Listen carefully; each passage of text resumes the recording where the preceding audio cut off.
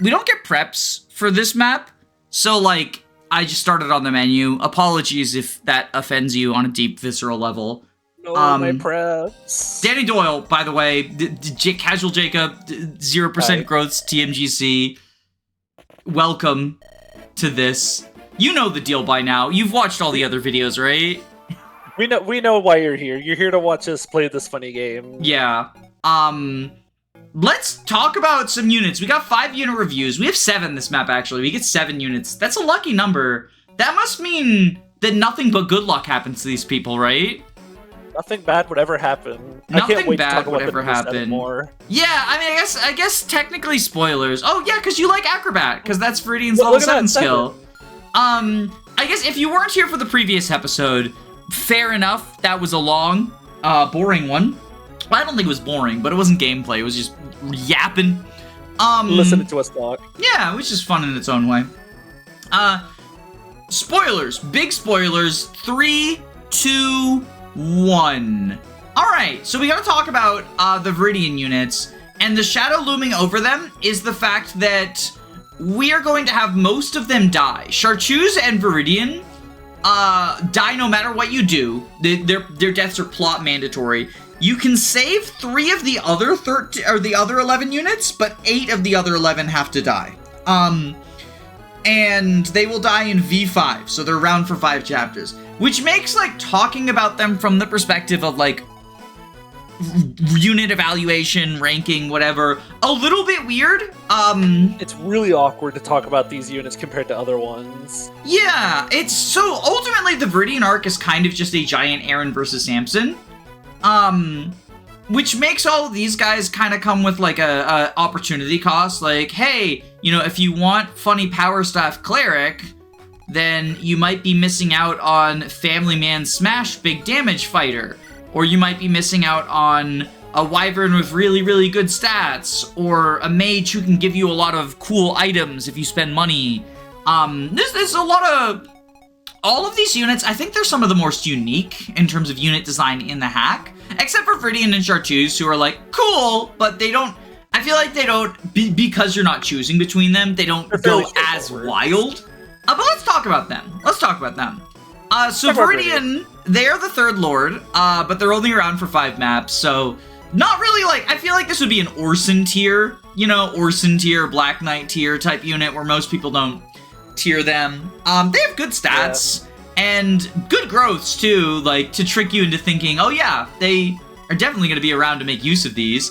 They even have a level 7 skill that they would need to get 3 levels to get to that, I feel like a lot of people go an entire playthrough without it just because, you know, they die.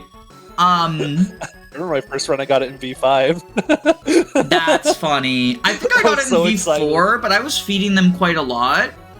No, I didn't. I've got it in V4 in a past run because I wanted to, like, get a screenshot or something. But in my first run, I picked up on, because they throw death flags out, and I was like, oh, they're fucking dying, or else everyone around them's dying. So I didn't really, like, invest in anyone, in the Veridians. But they have inspiration, which is pretty cool, you know. Hey, we could stack that with Blair's. It doesn't work that way, but also, they'll never be together. And then Tragic. They have the convoy. Veridian actually has their own convoy, which is why you might have noticed Blair's convoy is a little bit weird in being exactly 150. Veridian stole her other 50 slots. But once Veridian dies, Blair loots the convoy off of their corpse. But none of the items. None of the items, so you don't get to keep any items from Veridian arc. I think they're pretty cool. They have a really nice bow, the luck bow. 50 hit, avoid, and crit at 50% HP. That is essentially 50 luck. That's all the stuff that luck gives. Right? Because it's hit, avoid, and crit avoid. Oh, I didn't piece that together that it basically gives you plus 50 luck. Yeah. This is Veridian's PRF, but there are some other units who can use it later in the campaign after they die. And I believe its durability gets fully restored, so you don't have to worry about, like, wasting it. And then they're an adventurer, you know, staffs and bows. Staffs and bows are probably the 2 best weapons in the game. So, like, if you got to keep Veridian long term, I think they would probably be the best lord. Well, maybe Blair's better. Yeah, Blair's probably better. The entire time. I'm around the entire time, and also, like, I like the way that Convoy interacts with all the legendary weapons she can get. Like, Swords and Light really appreciate Convoy access. Yeah. But the combo of Staff and Bows is fairly unique. There's one other unit who can get it. But I think it makes them... Like, it's sort of their most standout feature, in my opinion, because their stats are, like, good, but not like, wowie zowie. Yeah, overall pretty good. There's nothing really standoutish I can think. Just kind of... Yeah, you feed this unit kills, and like the numbers will probably go up. Yeah. I like them a lot. It's just a matter of, like, it's awkward to talk about them because they don't exist in the main campaign, and they contribute in their maps, but so does everyone. I feel like everyone in the V maps is good. It's almost as if they were designed around a very tightly trim cast. Yeah. You have anything to say about Veridian before we talk about Chartus? There's a couple of cool staves you can make use of at some point. So you get a rune staff, an implant, a physic. So there are like cool staves for them to use during Verdian arc, and those are pretty helpful a lot of the times. Yeah, and C rank is also nice because you're not limited to like just mend, right? I believe physic is B, right? I think no, physic is C. Oh shit, it's rescue that's B. So yeah, they can immediately, like, if you for some reason hate Eliza because you're evil, you can just have her hand them her stabs, and then they can be your healer, I guess. Yeah, I can't think of very much else. Just unit who does really well in the maps where they exist. Acrobat's cool. I wish that they, if you get it before 4, it's nice because there's a lot of terrain in 4. But, there's a lot of terrain in 5 too. If you get it, it's good. It's just, you know, they use promoted experience, so, you know, they're not getting a lot of EXP from these kills. I guess, like, biggest piece of advice, still use the unit. Like, even though we've said that only 3 units get to make it out, please actually use this unit. Please actually use all the units in Verdian arc. Like, I know I see some people play, like, 5X, and they refuse to use Orson because he leaves. It's like, no, just use the unit. Use them, please. They're good. Especially in the Veridian arc, the EXP is not... Like, I can understand, even though I disagree, the idea of, like, I want to train up Kyle, Ford, and Ephraim, so feed them all the EXP, and just have Orson Rescue drop. In the Veridian arc, the EXP is not tight whatsoever. The biggest thing that is tight, and the thing that you might want to consider who you're bringing with you long-term over, is Master Seals. So you get enough Master Seals for every single unit in Veridian to promote, but 2 of them are dropped on V4, which is the final map you have access to everyone. So, like, whoever you give the early seals to is going to benefit more. And, you know, we have 2 unpromoted units here, so that is something to be wary of. But in terms of, like, EXP, FA fans are way too, like, they think EXP management is way tighter than it actually is. Yeah.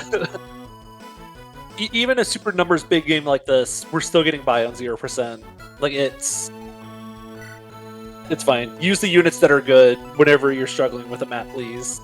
Oh yeah, they start with some supports. Frederick, who is their lover, and Chartus, who is the dancer. I don't have much to say about her. She's just another dancer. She has an extra point of move, which is cool, but at the cost of Kanto, which is, I think, you know, if I had to choose between her and Todd, I'd take Todd, just because. Yeah.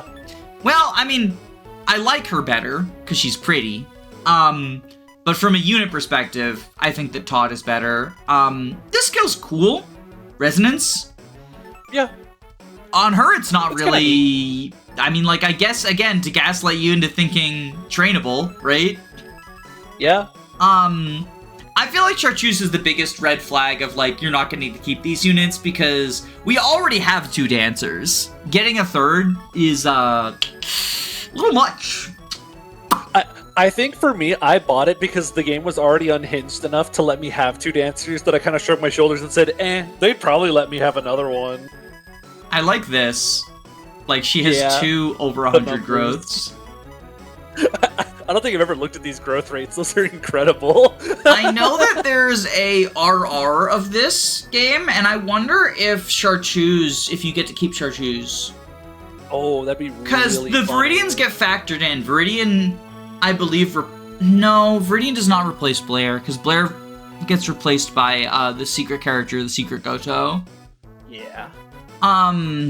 So yeah, I think you do get to keep the Veridians in RR. I don't know where they slot into the order, but I guess that means a fairly early dancer if these are some of the latest characters. Yeah, I remember where some of them are, but that's another thing. But yeah, I was just thinking about, like, you know, Todd. Like, what if we had Chartus instead of Todd? That's, I don't know, kind of cool. Yeah. Dancer dances. It's exactly what you want. Yeah, not much to say about her. As far as Veridian's other support option, Frederick, I think this is by far the strongest Veridian from a gameplay perspective to send. We refer to them as the scouts, the 3 units who you send to Blair's army. And I think Frederick is by far the strongest scout, not just because, like, Wyvern good and, you know, Flyer good, and we don't have too many flyers. Danny, why do you just keep saying Wyverns are the best ever? Well, he's got good stats. Look at this, 70% strength, 105 HP, combined with the fact he gets renewal at 9. Renewal heals you every turn. He's quite bulky despite the 45% defense growth. He's weak to magic, but you know, that's the classic Wyvern thing. Yeah. Like, oh no, my Pegasus gets killed when I leave them in archer range, therefore they're a bad unit. Counterpoint, kill the mage before they hurt you. True. And yeah, I mean, like, Wyvern good, right? He also has a very funny PRF skill, Killer Tactics. I love the skill. So, adjacent allies that are below half HP lose 30 hit and get brave attacks. I believe this used to penalize your hit even harsher. It was like half hit or something, lose 50 hit, but I might be gas lamping. This is really strong. 30, but yeah. Was it always 30? Good. Okay. This is really strong. The losing hit is quite unfortunate. It can sort of, like, offset itself because, you know, if you go minus 30 hit but you get brave attacks, you have 2 chances to hit these lower hits. Yeah. But in those cases, then it's kind of like, well, you're not actually gaining anything. If you miss once and hit once, it's the same as it not being brave. If you have really, really accurate units or really, really accurate weapons, it can be super beneficial. Or you can combo it with a later personal skill that gives perfect accuracy to adjacent units. Now that is also from a Veridian, so you would have to send the 2 of them together for that combo to work. But I think it's quite nice. I think if you are just trying to, like, min-max, there's really no reason not to send Frederick, but there's plenty of story reasons not to send him, right? Yeah. Sorry, I interrupted you, though. You were saying something about the Argent Frederick gaming? Well, I was going to say, it's almost like this personal skill feels built around a specific support partner's PRF weapon. Oh, yeah. Because they combo with each other. Although... Yeah.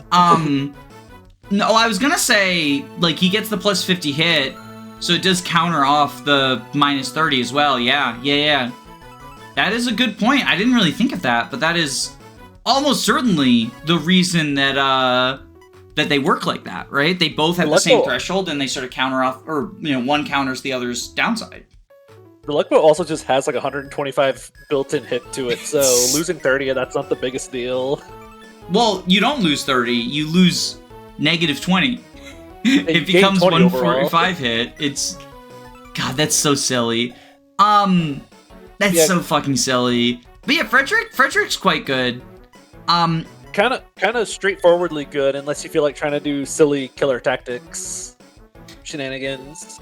The main reason that you might not send Frederick is because he has a romantic paired ending with Veridian, which only happens if you leave both of them to die together.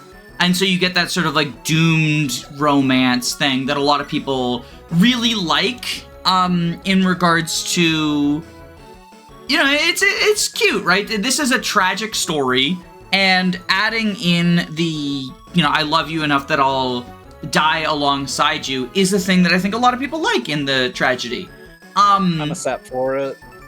However, it is worth considering that sending him to Scout doesn't necessarily eliminate the emotional payoff, because you get the ability to avenge Veridian, have Frederick kill Veridian's killers, and not only that, but there is a sort of conclusion to the arc. Frederick becomes one of the people who can use, it's not the luck bow, it's the soul bow, right? Frederick can't use the luck bow, but he can use the soul bow? I think so, yeah. So, the soul bow it's dropped right before the final map, so in terms of, gameplay viability, it's not super relevant. You get 1, maybe 1.5 maps worth of use out of it, and the final map is a very, very easy warp skip, or if you're not warp skipping, it's kind of just a victory lap where you, stomp the entire map with your broken tools anyway. So it's just a fun tool to show off how far you've come. Yeah, and I think that the soul bow, rather than feeling like a huge gameplay buff, is a story one, where it's Frederick doesn't wield the soul bow because he needed a buff gameplay-wise. Frederick wields the soul bow because they are, honoring the legacy of their dead lover, and I think that is cute and awesome. Yeah, it's neat. I guess with Frederick, we should also talk about a specter that will be hanging over every single Veridian. Not just the choice of, the opportunity cost of which 3 do you send and the other ones go away, but there are some unique resources that the Veridians can get that Blair's army doesn't get access to necessarily. So the unit will get next map, Rose, who we are able to spend Veridian's gold. Veridian has a different supply of gold from Blair, and you lose it all at the end of Veridian, so you want to spend all of Veridian's gold. You can spend Veridian's gold on a variety of items, one of which is the Black Lotus, which boosts every single stat except for move by 1. And so what's often thought of as a, once you play through the game one time and now know, oh, Veridian's gold doesn't fucking matter, a strategy can be pick your favorite Veridian, whichever one of the 11 you like the most. It doesn't have to be Frederick, but I'm bringing up on him because he's the first one we're talking about. You buy, 4 or 5 Black Lotuses and just say, you actually have significantly better base stats than it would appear. I want to go Rift Gaming. Rift has really high strength now. I want to go Frederick Gaming. Congratulations. Super Wyvern is even more super. I want to go Estelle Gaming. Well, now she's not just a utility unit. She also has good combat. And so doing that is, I'm not going to bring it up for every Veridian, but bear it in mind of, you can give them the favoritism, and while it is favoritism, it's limited to these 11 units. Unless you send Rose, then you can buy them, with Blair's gold, but even then, buying the Lotuses with Veridian's gold, you want to give them to someone, right? So, yeah, I do think all the Veridians benefit from that, and there is a pair of boots you can purchase in V4 that you could send in the inventory of whichever scouts you're sending. The same is true for Lotuses, but since they're multiple items, they take up way more slots. However, I tend to think that because you only get 5 inventory slots for each unit, I want to load them up with as many cool items as I possibly can, and the boots are consumable. I think if you're planning on using the Veridians, you give the boots to one, right? Again, you can give it to Frederick to give him extra move, or you can be like, hey, I'm using this infantry unit, I want to give them extra move, right? So that is, while being a Veridian does have the downside of, choose who lives and who dies, it does also come with those upsides, and I think they do elevate all of the Veridians and sort of, not necessarily cancel out the downside of, opportunity cost, but I do think they're good, and I wanted to mention them. And there is a lot of good items you want to send from Veridian to Blair's army, so the fewer Black Lotuses and boots you're trying to carry in your inventory slots, the more Master and Brave weapons you're carrying back into Blair's army. Yeah. Or rewarp staffs. Or those two. The S-rank staff, the Super Silence. Yeah. Or, what is it, the Last True Shield? That, the real last shield. It blocks all effective damage, right? So you want to have plenty of inventory slots for taking good tools. So needing to spend them on carrying Black Lotuses to a Blair unit, you'd sooner just use it on a Veridian unit and carry back the good weapons. It would be one thing if the Veridian units were like Ileana and Radiant Dawn, where it's like, well, you're not really that good outside of carrying stuff, but like, while they're not all Frederick tier of good, they're all good enough. Even the shitters, there are some units in the Veridian army I would consider like bottom 5 in the cast. They have a gimmick to them, and you can invest in them and use the gimmick. And it's neat. Speaking of gimmicks, not to imply that Dean is bad, I do think Dean is one of the better Veridian candidates, while Frederick is kind of like the auto slam if all you care about is stats, which, to be clear, like, I think that the choice that you bring for the Veridians shouldn't necessarily just be stats. If you just care about stats, that's fine, but if you care about story stuff, like, that's also valid. Dean, I think, is a pretty big contender as well for, like, one of the best Veridians to send. His stats might not look super impressive now, although bear in mind, he's unpromoted. Like, warrior promo bonuses get added to this. Yeah, just wait until he eats the Master Seal. Which is kind of his biggest problem. I hate that he starts unpromoted, because he doesn't even have a skill to gain. It almost feels like wasted experience right now. He gains some stats, right? Like 80% strength growth, 110 skill, and 130 HP is nice, but his other growths are pretty bad, actually. For me, it's not even just the gameplay. It feels really weird story-wise for Dean to be unpromoted, because he's supposed to be like a dad figure for Eliza and Dirk that we're gonna get later, and Dirk's promoted. Yeah. It just feels really weird to see like this guy who's supposed to be like the dad of the mercenary troop. He's like everyone's dad or whatever. Yeah. And he's like this unpromoted woodcutter. Noble woodcutter. This is a little odd. Just yeah. Still, 20 strength with, I believe that's A-rank axes? Yeah, so he's close to the S-rank bonus, and he can use very strong axes. And he has good enough skill and skill growth that, like, you know, axe accuracy is obviously better in TMGC than vanilla games, but you still want a high skill unit for them, and hey, you know, we got a high skill unit for him. He can do a lot of damage off of that alone, but it gets better. Jacob, how long did it take you to figure out how fucking busted Smash is? About V5. Whenever someone pointed out, Jacob, open the Smash menu and look at how high this number is. Yeah. So the formula, looking at the formula, my first glance, I was like, that feels complicated and bad. Like 1.5, that's less than a crit.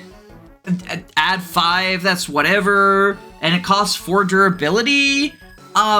This is, I mean, I think the best way is just to demonstrate it, because it's way better than it looks. Hey, 27, what if we smashed with that same weapon? Tasty. So, plus 5, his current attack is 35, so plus 5 goes up to 40, and then gets doubled, so he has 80 attack before factoring in enemy defense, if you're smashing. Well, not double. Oh, no, not double, 1.5, right. Adds so half. it goes up to 60 attack, then, right? Yeah, because it's plus 5 is 40, 60 before enemy defense, which this particular enemy only has 6 defense. The fact that it's multiplied before factoring in the enemy defense is one of those things that sounds like it's worse than after, but it's actually better than after, because the defense is like a solid number subtracted. Yes. Smash is a really, really big damage buff, but that's not all. That's not all, folks. There's more. Billy Mace here. Family man. Family man. I believe it's 3 tiles. You get plus, I think it's 3 tiles, yeah. Plus 1 or 2 might. Mechanics, stop. Level up skills. It's either plus 1 or plus 2 might for every allied unit within 2 tiles of you, which can be a lot. I believe that within a 0 growth setting, plus 3! It's only 2 tiles, but who cares? Holy shit! Yeah. I believe there's a setup to have him, like, I don't know if it's in a 0 growth setting or just, like, very close to base, but there's a setup to have him just one-shot the final boss with Family Man plus some other buffs, right? Like Banner Lance and whatnot, and then Smash, because Smash adds to the attack, I believe, after all of the other buffs. That sounds correct. So everything, like if you're planning on smashing, right? Then everything he gets from, you know, support bonus, getting a boost from being near Eliza, that's gonna be 1.5 times. Everything that he gets from, hey, maybe you gave him 3 extra attack through Chartus, or later you can get this ability on someone with an actual fucking magic stat. That's gonna be multiplied by 1.5. You could make his attacks brave, although I don't know how that affects Smash. I would assume it still works because if you you can smash with brave weapons, right? So yeah. Yeah, you can combat art with a brave weapon and it swings twice. Dean is a truly ridiculous unit. Just for the amount of damage that he can deal. Now, it's not exactly unique to be able to, like, be a delete bot in player phase TMGC, but, like, this level of delete bot is pretty unique. And it's not just at one range with axes. When he promotes, you can smash with bows, too. Which is part of why I really wish he had Warrior to start out, because I feel like that's something that, like, doesn't immediately come to mind. Is like, oh yeah, I can, like, just longbow smash. It's very silly. And, like, what's his speed again? His speed is 14, which is not great. The growth is also pretty bad, 45%. It would be good in other games, but, like, in this, it's not. But then you think, okay, but, like, who cares? I click the smash button, and the enemy's not alive long enough to double me afterwards. Yeah. Yeah. This is a funny unit. I like this guy. I think this guy's very fucking good. I think that this might be one of the more slept-on Veridians. But maybe that's just, like, my own perception because it took me embarrassingly long to figure out Smash. I think I figured out it was good in V3. That's the Prison Break map, right? Yeah, I use Smash here and there, but I did not realize, like, how much Smash scales up. Like, the higher your weapon might goes up, the more buff you give. Like, just for funsies, what would a Smash with a Gilded Axe look like right now? Just for the sake of example. Like, look at that. That's also 100% accurate. That's like, pretty fucking good. That's so awesome. This is at base! This is at base. It just gets higher. He promotes. It just gets more accurate. He promotes. He gets bows. He can do fucking. Amazing. It's so baller. It's so baller. I love this unit so much. He's so epic and cool. You know who else I love though? Probably my favorite of the Veridians is Eliza. She's a very simple girl. Staff bot out of 10, Rally Luck, which purely exists so that you don't get Power Staff. I'm pretty sure Rally Luck purely exists so you don't get Power Staff as a skill scroll. Because whoever you don't send scouting, that's I guess the other thing to bear in mind. Whoever you don't send scouting, you get their first skill as a skill scroll going into the final map. Which, much like the Soul Bow, is kind of just a flex thing. But it can let you do silly things. That's what I meant when I said, like, we can get this on someone with an actual magic stat later. If you really like a unit's first skill, but don't really care for them as a unit, it can be worth just being like, I'm never scouting you so that I can give deep pockets to someone else. Woo! But yeah, Rally Luck, Plus 8 Luck, sure, cool. It's Power Staff out of 10. Yeah, this unit gets 2 turns. This unit gets 2 turns. That is incredibly good. I think she's a worse power staffer than Gaylord, simply because Gaylord is around longer, Gaylord's on a horse, and Gaylord has a higher max magic. Gaylord actually exists. Yeah. He also has, like, a higher max magic, and doesn't have the opportunity cost. But Gaylord's a secret unit, right? And, like, what's better than one power staff or two? I don't know. Funnily enough, her starting with Recover gives, like, 40 EXP or something, so you can get to power staff fairly quickly or whatever, just because of this free Recover stuff. Or you can Physic for quite a bit. Yeah, that's 30 EXP. And then I guess you could Rescue Spam if you wanted. Whoa. She's Dean. That's cool, I guess. I've used weapons on her like 3 times, and one time was to kill her brother so that I could get the quote. Which, goddamn, you want to see me cry on stream. But yeah, she's a bishop who gets to bishop twice. Staff bot out of 10, staff bot out of 10. Like, plus, staff bot times 2 out of 10. Staff bot squared. Yeah, and like, you know, if you didn't get Gaylord because he's secret, or you didn't train him up because he probably wants some, like, growth boosters, or you just, like, would prefer 2 power staffers, she's worth considering bringing. If you think that it's immoral to let children die, she is 16. There are 3 characters in the Veridians who are under the age of 18, and you can send those 3 to Scout if your moral compass says let the adults die and let the children live. Which I don't know if that was an intentional choice or not, but I do think it's kind of cool. Yeah, I like Eliza, but it's one of those things where she's so good on the surface that there's not really much to say about her, even more so than someone like, you know, Wyvern out of 10. It's literally just power staff. Like, Dean, we had to go off about how epic Smash is. Like, I don't think we need to explain why your staffer can go twice, especially whenever you can buy rewarps in an upcoming map, because you mentioned sending rewarps to the Blair army. Wow, power staffing with rewarp sounds really funny. Yeah, this was how because I didn't get the infinite staff range guy on my first playthrough because he's a secret unit. So this is how I beat the final boss in my first playthrough, is I just had a magic capped Eliza rewarp and then warp my boss killer Alexis to use Ether on the final boss, which was as it turns out, stat capped Eliza has exactly enough magic to rewarp and then warp.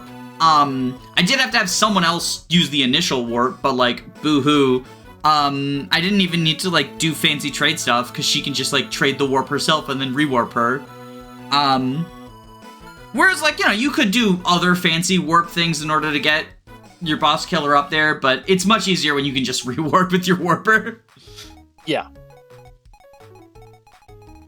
Yeah, so, oh, I guess we should say, I think we mentioned this in Power Staff before, but in case we didn't, it's once per turn, and you can't, like, dance to refresh it. It's not like Movement Stars in Thracia. It's one and done. Yeah, you can't just keep going on and on with it. You get 1 Power Staff turn, and, like, that's it. But hey, you know, like, 2 or possibly 3 or 4, depending on how many times you dance her, actions on a single unit. Staves are really good. There's everything we said about Veridian, having really good staves that they can use. She can use them too. And that's pretty cool. I don't think there's very much else to say other than the unit that staffs twice as good. Well then let's say Dingo Smash. Bonk. I instinctively held down the L button because I've been playing a different game off screen where I have animations turned off. So I'm sorry for denying you the epic Dean animation. I will make up for it by having more Dean gaming. Trust me, this is going to be a Dean heavy run, or at the very least a Dean heavy chapter. Although I will say this, right? We have a general idea of what Veridians we are bringing, but I do not have a final idea of what Veridians I'm bringing. And so, fun little game for you in the comments, because by the time this video goes up,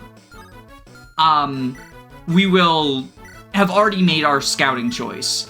See if you can guess what 3 Veridians I plan on bringing, and if you get all 3 right, You win nothing. You lose! You lose!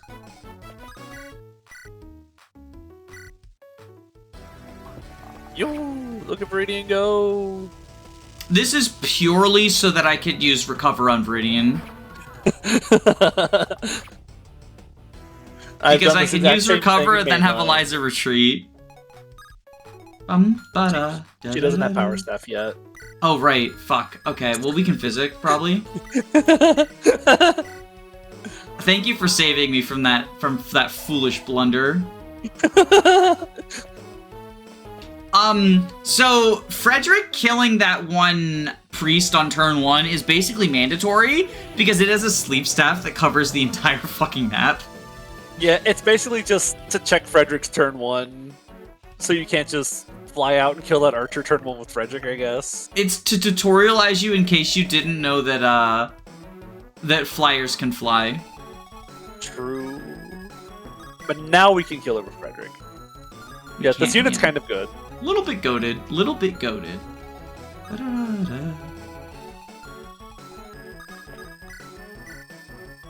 Yo! The exact damage, Epico 100. Hey, since you physicked first, now you can recover to get even more EXP.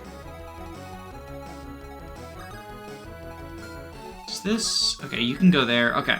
So...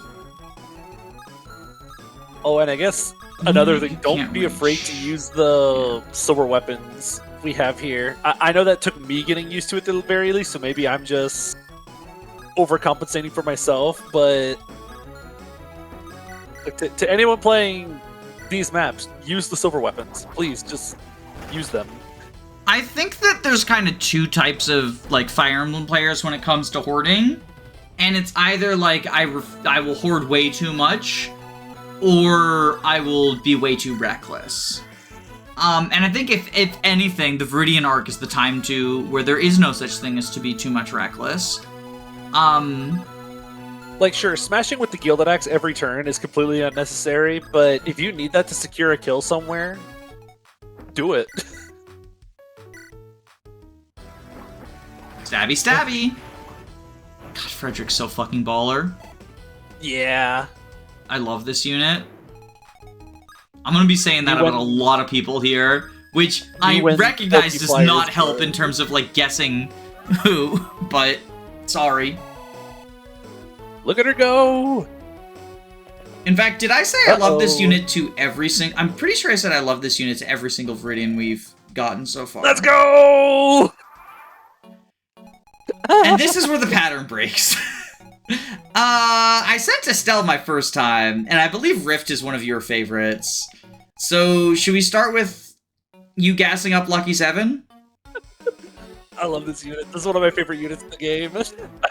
I know I already, I'm very certain I already talked about this guy a little bit, about how... I didn't... Wow, words are really hard. I'm so excited. Share if you don't words. Swordmaster. I don't think this unit is really that good. Offensively, he doesn't really have the offensive prowess to secure, like, good kills against most enemies. Like, he has cool hybrid attacking where you can pick, you know, he can make good use of magic swords. Mm-hmm. Yeah, like Flynn and Horatio. But by the time he's, like, if you pull up his, like, first round of combat versus some enemies, he's, like, failing to 2-hit KO unless you use the fire sword against a lot of them. Like, even with the fire sword, or that's with the steel sword. Yeah, he doesn't one round this unpromoted guy. Doesn't even get attacked from Estelle. Damn, this is so sad. Yeah. So this unit is not amazing. I definitely think he's on, like, some of the weaker end of the cast, especially since he has to compete for a Verdian slot. Yeah, I mean, but the upside is you could Lotus him up, right? Like, sure, his base stats kind of suck, but what if you added 5 to all of them? That'd be pretty cool. I don't think that's preventing enemies from having crit on him, though. Look, who's ready to play the Rift Lottery, where every single enemy has crit on you, despite enemy crit reduction in this game? Fucking 10%, this dude. And you could just say I have 4 inventory slots, right? Like, that's an option. Yeah, you get an Iron Rune in V2, I believe, but then you kind of have to deal with him only having 4 slots for every map you field him. It helps that he only has 1 weapon type, so it's not as painful as, like, say, Alexis only having 4 inventory slots because she needs something to boost her movement. But this unit's whole shtick is the skill. Like, you use Rift because you like his skill, and I do like his skill. You like 25 skill? Oh, yeah, 25 skill. You know, it's really... But what if it was... A lot more? A lot more than that. What if it was a lot of skill? And also avoid and crit and AS. He doubles everything now. Congratulations, finally, 27 speed is good enough. Finally, Abo tanking is real. On turns divisible by 7. Yeah, on turns divisible by 7, this unit is pretty awesome. And then he goes back to being Rift on turn 8 and onwards. Yeah. I kind of feel like this unit, you're almost better just running Killing Edge on this unit and hoping for the double crit versus trying to use a Silver Sword and failing to 2-hit KO. Well, especially because he gets Killing Machine at 13, which, like, that's 7 levels away, so you have trained him up at that point, but it doubles his crit rate. Yeah. So, like... On top of you the get the plus 30 crit, you get the 30 from Killing Edge, and then those get doubled to a total of 120, I believe, right? Something like that, yeah. He is going to crit. He is going to crit stuff, which is kind of neat, but I feel like he's not really doing anything that other units can do with significantly less. Because by the time these guys join back, he's not great, but you know what? I love him. So I don't care. You say that he's not doing anything that other units can't do. There is a gimmicky, but almost entirely unique to Rift build. That it is high investment because it relies on him using rune swords, which are expensive and a lot of people want to use them. But I believe you did this in your Iron Man. I can't remember who... It wasn't you that came up with the strategy. It was someone who's in Retina's Discord, and their name escapes me right now. If you're watching this, comment and I'll pin your comment. But it's the Void Breaker's Rune Sword Killing Machine build. Yes. I want to be clear, I don't think this is, like, meta-defining, but if you're using Rift, it might just be the best way to use him. Doesn't stop him from being mid, because, again, Rune Swords are really expensive. But hey, so Rune Sword converts his attacks to dark magic, so he can use Void Bracers, which zeroes out his speed, but then adds that value to his attack and defense. And because Rune Sword is Nosferatu, right? He becomes a very potent enemy phase sweeper by just, like, critting with Nosferatu. Yeah, you just drop him in range of 100 enemies, especially on turn 7, and he just kills them and lives forever. And he'll never die. Because, like, even though this is bad bulk, it turns out if you add 27 to the bulk, and you recover HP every single turn, equal to a critical hit Nosferatu working off of 41 magic, yeah, that's pretty fucking good. It tears through your Rune Sword, though, if you try to do it to, like, clean out a giant horde of enemies in, like, 26 or 27. It is going to tear through your Rune Sword uses, but... Counterpoint, there's, like, 2 maps in the game left at that point. Yeah, by that point, do whatever you want. Just go crazy with it. It's funny. This isn't the tech that makes Rift, like, a low-tier god or anything. Yeah. But I do think if you have the money for it, it's probably better to spend that money making Agnes immortal, if I'm being perfectly honest. But using the same unit as everyone else is boring. Do something funny. Yeah, do something silly. Use the unit you really like. Speaking of using the unit you really like, Estelle makes one case for why you should bring her instead of anyone else. She's required for the polyamory ending. She's one of Blair's 4 wives. 4 wives, 5 wives. Aaron, Yu, Estelle, and Avon. So 4 wives. Right? Yeah. Natasha. Oh, Natasha. Aaron, yeah. So one of Blair's 5 wives. I knew I was forgetting someone. Natasha fans are gonna hate me. We killed off Natasha, and then I forgot she was Blair's wife. So yeah, she's one of Blair's 5 wives for the polyamory ending. And that is probably her biggest draw for why you should bring her, because as a combat unit, like, if you thought these stats were bad, sure, this is before promotion, and she gets bows, which are a better weapon type, and she's on a horse, and Ranger gets Canto Plus, so that's pretty cool, but, yeah, it's rough stuff. It's rough stuff for Estelle. It's rough stuff. So, yeah. She does have 1 niche. Well, I guess 2 technically, but one of them is stupid. Female rangers get lances and bows instead of swords and bows, which is unique to her, but also a strict downgrade, in my opinion. So that's why I call it not really a niche. But the other niche is that she has the single highest movement range of any unit in the game, because she has lunge, and she can lunge with longbow or great bow, theoretically, and push move, which means at full HP she gets 2 extra move.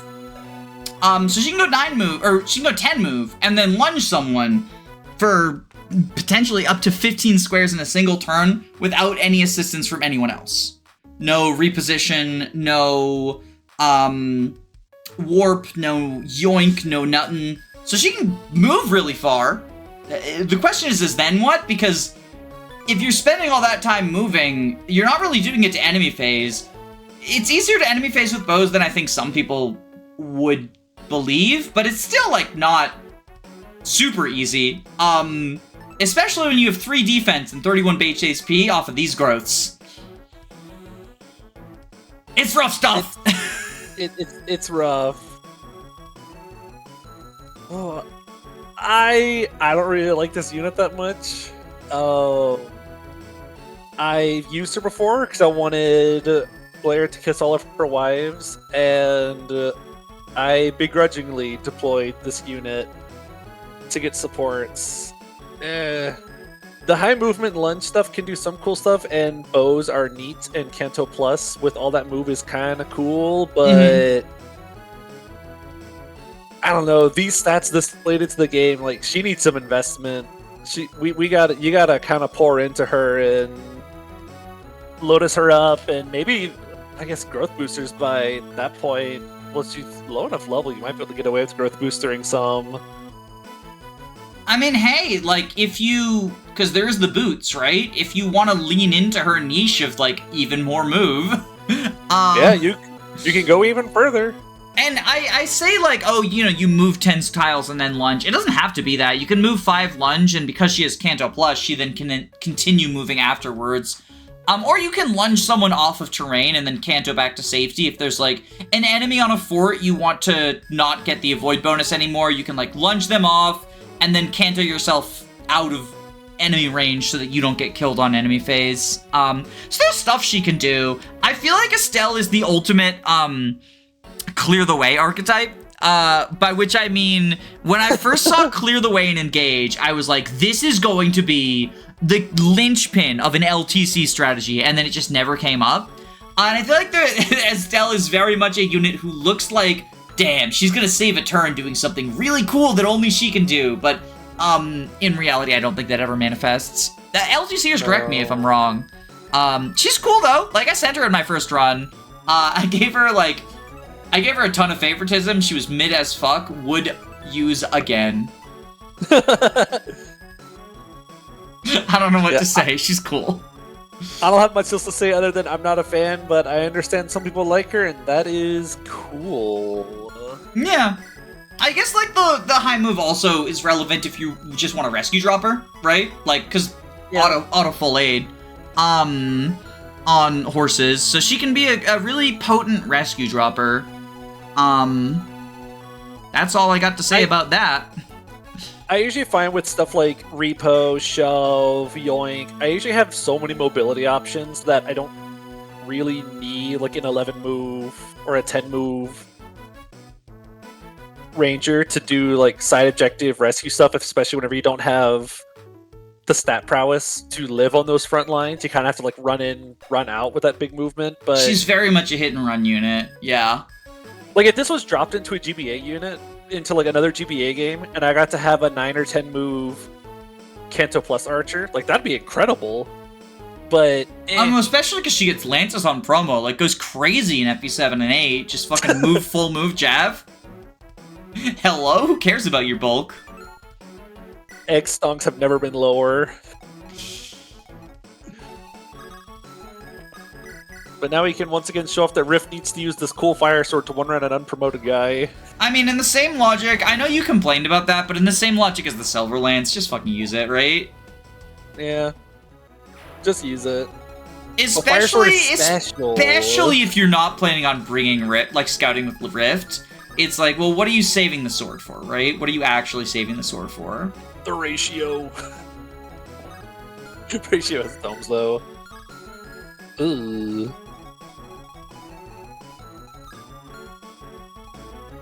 I don't think I've ever thought to send, like, Dean down here to the left.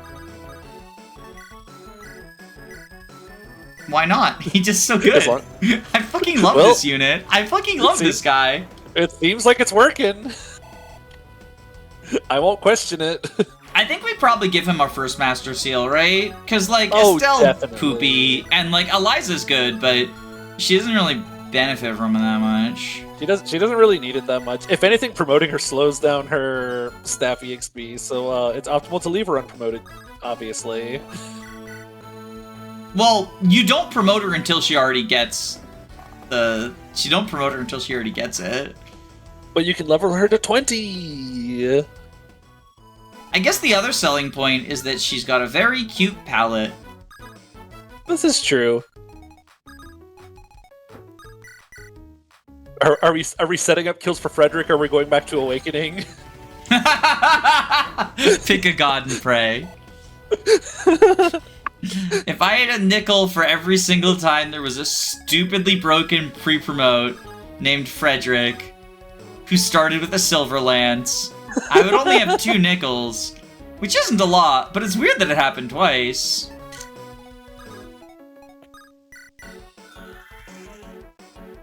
Now we just kind of move forward and make the enemies stop existing.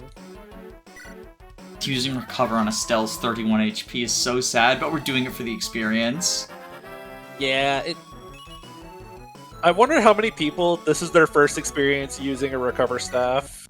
Because I cannot think of a single time where I've seen a Recover staff in the store and gone, you know what, that sounds awesome, I'll take one. I don't think we want anything from this shop, right? Like the trap shop, because we go to the village, we have an interlude right after this, I'm pretty sure. Is the interlude V1X or 2X? I think it's 2X, actually. I could just check that. Yeah, would you mind? Also, I like these Rift animations. I like the cool, like, almost, like, backspin. Whoosh! The 3%. 3% crit! Also worth noting, everyone is a game over condition in this, so thank you, Rift. Yeah. For giving me a fucking heart attack. Consistently. Rift facing crit from so many enemies is so annoying. I love him. I still love him. Where is it? We do have to move, like, relatively fast, because the brigands will destroy the villages. Yes. And I believe there's one in, like, the upper right, that I usually have Estelle and Rift be the people to sort of, like, lure. Because once he gets down, it can get a little bit tricky. How do you do... Okay, you can kill with the luck bow. Let's just do that. It looks like it's V2X, assuming I'm reading this correctly. Okay. So we do have one more map for a shop. Is there a shop? What? Yeah, there is right here. That's where we can get. I believe we buy like another physic. I meant just like an actual shop. The location called a shop where you can buy stuff.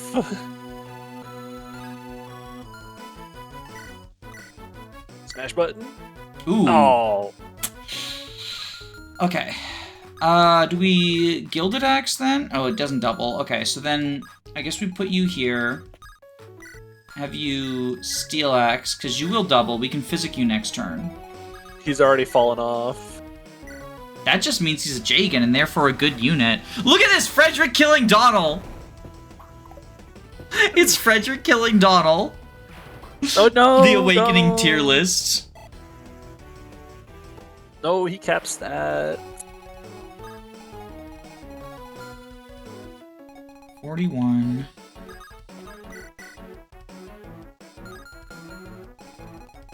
Yeah, you can't reach. And you, I know you like, okay, yeah. You have regular, I just wanted to make sure, okay. So then, Oh, yeah, I guess if we're having you, we go there.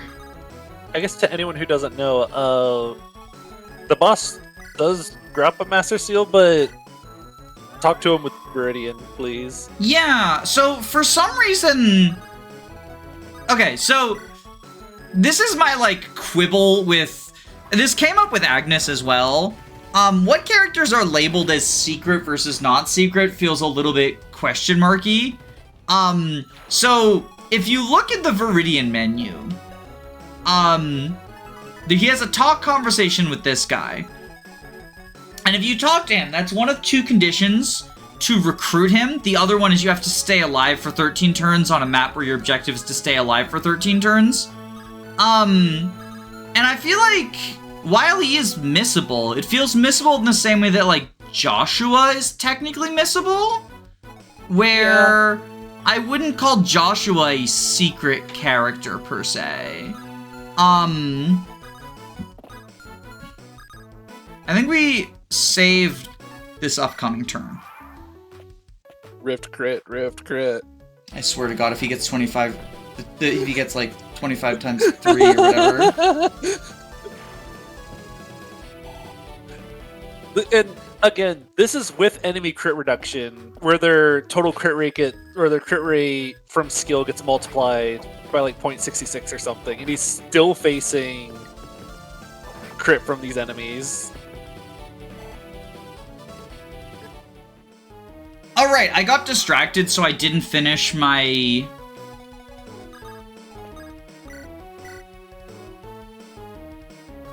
Okay, so you do live. Cool, cool, cool, cool, cool. Because I think we need to... I think we need to heal up a Rift this turn. Woo!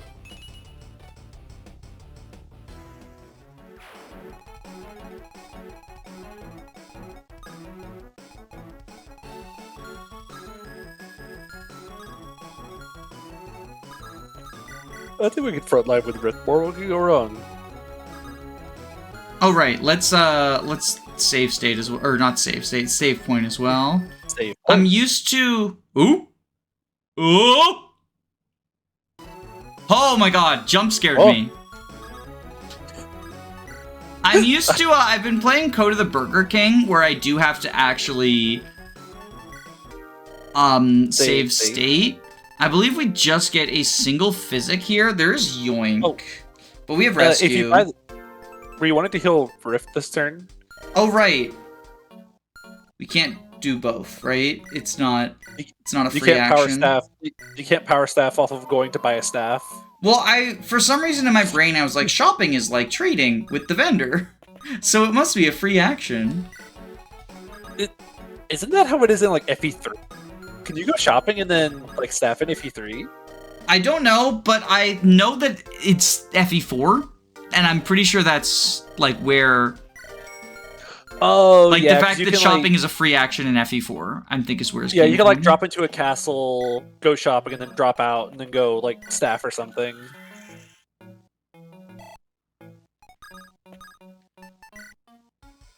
Free stuff! Hey, Storch's dad. Now, wait until you see what's in this village over on the left. That's going to be the really defining item we find. I genuinely don't remember. Oh, I'm really shocked you can't remember this. Is it rewarp? It's even better. Ooh. Is it warp? I love this great animation. You'll see. I genuinely don't remember. Look out, worm sly! Good thing Dean is not a worm.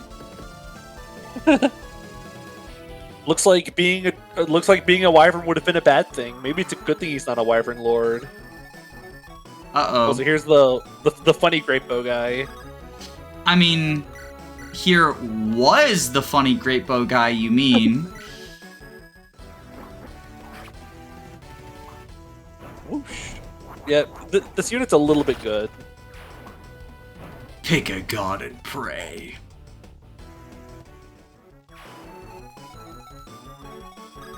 There's a dark mage.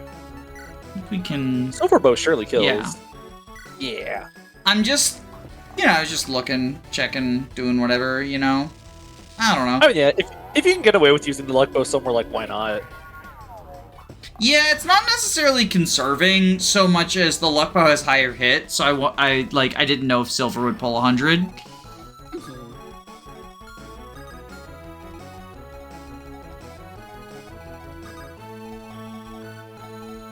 I'm actually curious how Estelle does versus this wyvern. Hey!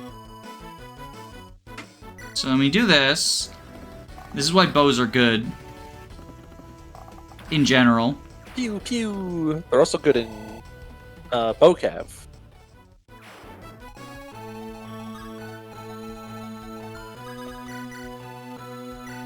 Since we just save pointed, we're fine. Yeah. It's a little bit of a risky hit, but Dean never has failed us yet. He's epic Dean like can that. only be good. Dean doesn't know how to lose. It's the word I lost is not in his dictionary. True. He has a broken dictionary. Can Verdian reach Clark this turn? If he gets down. Or if they get down. Oh, maybe they can. Because that would solve... I mean, I don't need to. Because the plan was to do this... and then have Rift lure the Brigand. Oh, right, you could just lure the Brigand. But if I talk...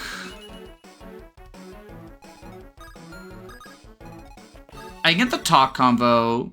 We get the seal. Well, we get a flashback first.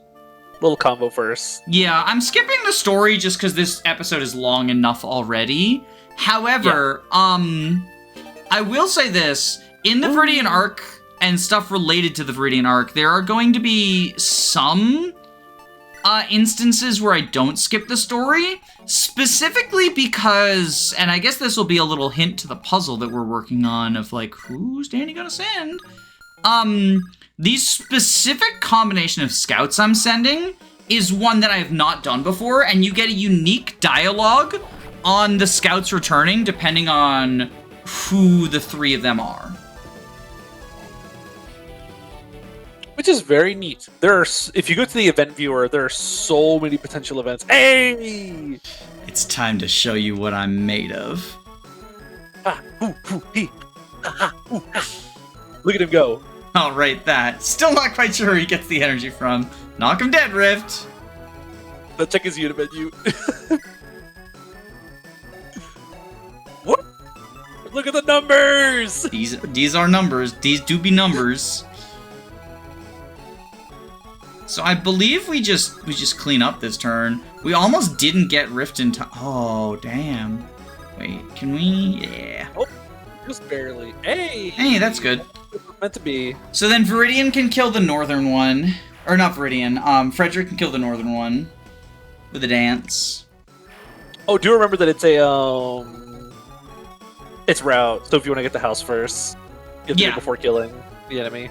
Well, Veridian's gonna go here. Or actually, I guess technically getting them the kill is more beneficial, but the steel sword is also, less valuable. Look at and we get to I think it would have been very funny to not let Rift do anything on his special turn, but I'll let him do something. Let him have this. Also FE4 music, my beloved. More staff EXP, or just EXP in general. Alright, what is it? I drop! Woo! Why would I care?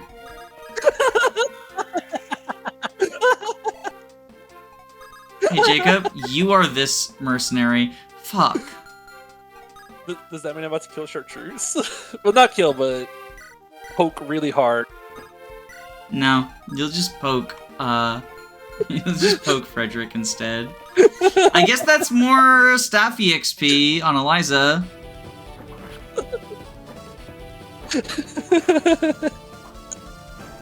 I remember those are eye drops because they gave them to Rift. Because he's blind. He needs them for his eyes. He's my favorite. He needed the eye drops for more awareness. That way he doesn't get crit as often. Gimme. This is a subtle reference to the FE4 music that's playing. Oh, because that's the special name for Nihil, right? Yeah, that was like the old name for Nihil was awareness. Or that's like the Japanese name for it, from what I understand. It's awareness, which is why it looks like a little eye. 97 hit while rescuing someone is pretty poggies. Wait, I just pieced that together. I forgot that Frederick was rescuing someone and had 97 hit on a mercenary. I need a favor. We've got a message. From And Lord the message Nurgle, is I await you on the Dread Isle. subscribe.